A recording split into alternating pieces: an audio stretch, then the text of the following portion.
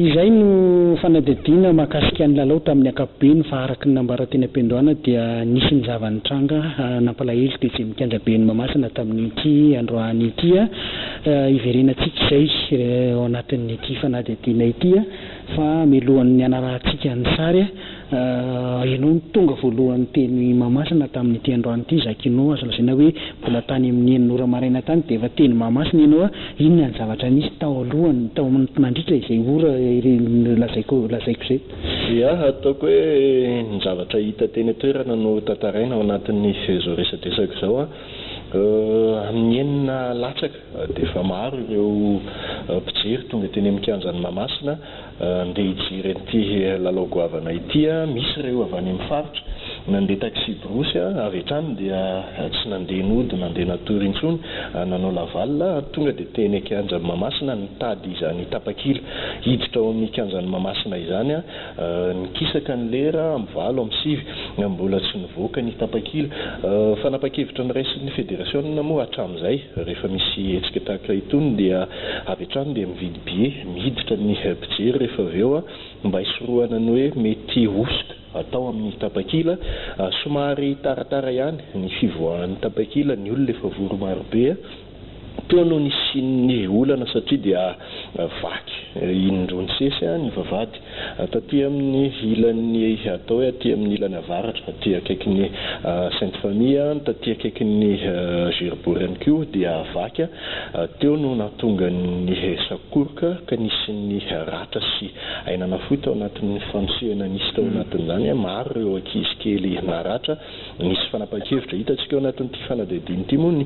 fanapa-kevitra nyraisin'ny mpitandro filaminana ny anala ireo zaza ireto tao anatin'ny fifanosehana natsofoka tao anatin'ny camion polisy. Andeo aloha raha tsika le sary ny zavatra nisy satria ao anatin'ity sary tsy akiteniteny ity no anarahantsika an'izay zavatra misy teto Mahamasina izay ao anatina minitra vitsivitsy.